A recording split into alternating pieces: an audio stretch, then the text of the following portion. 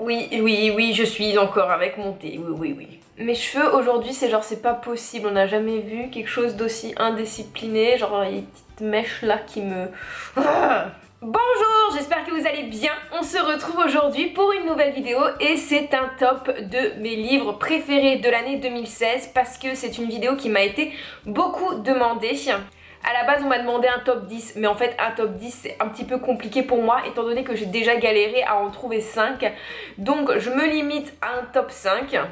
Et oui, les réponses à la FAQ arrivent, ne vous inquiétez pas. On commence tout de suite avec Forbidden de Tabitha Suzuma. Je pense que je ne surprends personne. Si les autres livres vont pas avoir vraiment d'ordre, ça c'est sûr. Forbidden c'est le top 1 de mes coups de cœur de l'année 2016. C'est un livre que j'ai adoré. J'ai fait une vidéo à part sur ce livre. Du coup je vais pas m'éterniser 15 000 ans dans cette vidéo. Je vous mettrai plutôt le lien en barre d'infos de l'autre. Mais c'est un livre que j'ai trouvé vraiment absolument génial, que ce soit tant par la puissance de l'écriture que par le thème abordé. C'est une lecture qui m'a véritablement changée, qui met mal à l'aise et qui est touchante en même temps. On ressent plein de sentiments différents quand on parcourt ce livre. Donc vraiment, si vous hésitez encore, lancez-vous. Alors pour l'instant, il n'est pas encore traduit en français, mais je crois que c'est pour ce printemps-ci qu'il devrait sortir. Donc sinon, il va falloir prendre un petit peu votre mal en patience.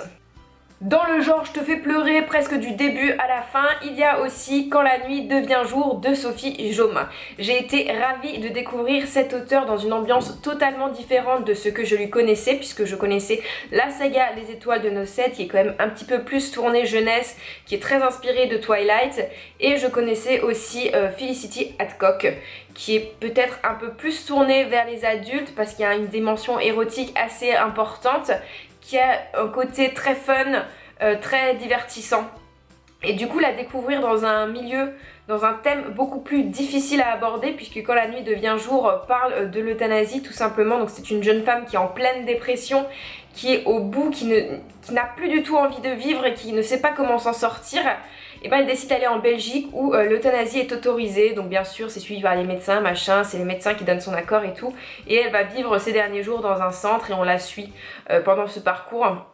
Et c'est un thème difficile comme je disais, je m'attendais pas à voir Sophie Jomain là-dedans, pourtant quand on l'avait interviewée, elle l'avait brièvement mentionné, elle avait dit que c'était quelque chose qui faisait un petit peu débat, et c'est vrai qu'elle m'a complètement éblouie, complètement épatée, parce que le style est très agréable à lire, c'est hyper fluide, hyper prenant, pas du tout dans le surfait en fait, c'est-à-dire qu'on n'est pas trop dans le tragique et qu'en plus il y a une véritable lueur d'espoir comme l'indique un petit peu le titre, puisque le titre c'est Quand la nuit devient jour. Nous avons une fin très tranchante mais qui nous laisse sur les fesses, et c'est un petit peu un des caractéristiques du style de Sophie Jomain, elle adore faire ça je crois. Mais c'était voilà, c'était un très bon moment, j'ai adoré ce livre. Si vous hésitez encore à le lire, parce que franchement vous connaissez peut-être Les Étoiles de Nocède, mais je crois que Quand la nuit devient jour est quand même un petit peu moins connu, lancez-vous parce que c'est une très bonne lecture. Au niveau de la jeunesse, il y a une duologie qui m'a particulièrement marquée, que j'ai particulièrement adorée cette année. Je pense que vous le devinez, mais c'est The Book of Ivy. Alors je ne sais plus de qui c'est, je m'en excuse extrêmement. De toute façon, ce sera écrit soit en bas, soit je ne sais pas, quelque part en tout cas.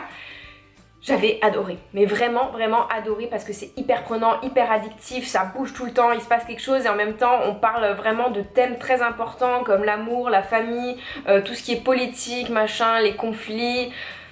Enfin, c'est très prenant, j'ai trouvé, très bien écrit, on se lasse pas vraiment, et les personnages sont attachants. L'héroïne est un petit peu agaçante dans le deuxième livre, et même un petit peu à la fin du premier, parce qu'on comprend pas trop ses réactions et ses décisions, mais c'est hyper léger comparé à ce qu'on peut trouver dans d'autres livres de jeunesse, où vraiment on a envie de frapper l'héroïne parce qu'on a envie de la secouer et tout ça.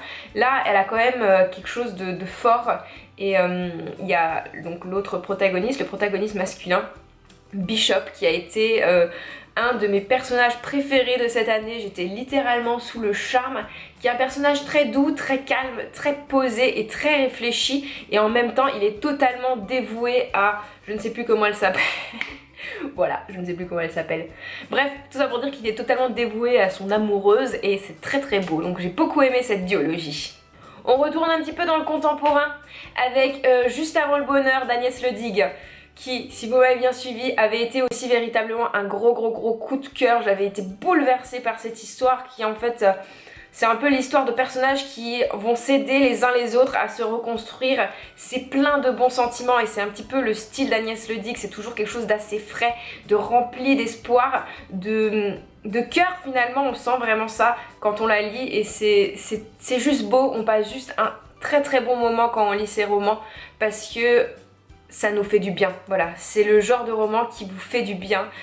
Juste avant le bonheur, c'est un roman doudou, si vous n'avez pas le moral, franchement, c'est un livre à lire et que je recommande parce que ça vous fera passer le petit coup de blues, je pense, ou en tout cas ça aidera à le faire passer. Et enfin, dernier livre dont je souhaitais vous parler, c'est Gioconda de Nikos Kokontis, je crois que c'est ça le nom, je ne suis plus très sûre. Mais c'est un livre qui m'avait été recommandé par Aurore. Et comment dire que quand elle m'en a parlé, en fait elle avait les larmes aux yeux. Donc je me suis dit ok c'est bon, je vais aller l'acheter parce que je veux savoir moi aussi ce qui l'a tellement bouleversée.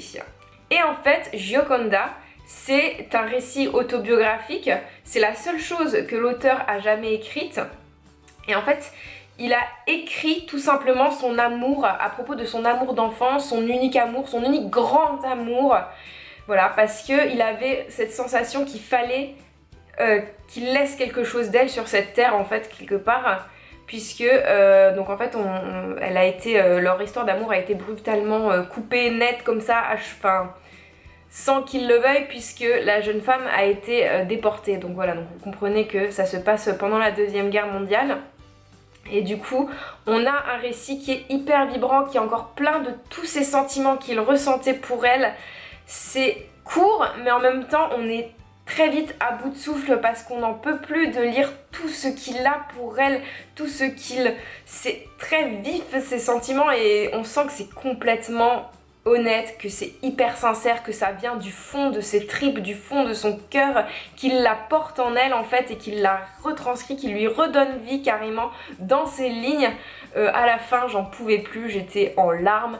C'était un récit tellement magnifique, enfin je m'attendais pas du tout, enfin je m'attendais à quelque chose de très beau parce que pour que ça puisse faire pleurer Aurore, forcément c'est que c'était beau, mais là vraiment j'ai été épatée parce que je pense que je ne me serais jamais arrêtée sur ce livre, que je ne l'aurais peut-être jamais lu si on ne me l'avait pas recommandé. Alors moi aussi à mon tour je vous le recommande, allez acheter ce petit livre bleu qui va vous raconter une histoire d'amour tout simplement merveilleuse, majestueuse et en plus réelle, une histoire qui a réellement existé. Voilà, je vous le recommande vivement.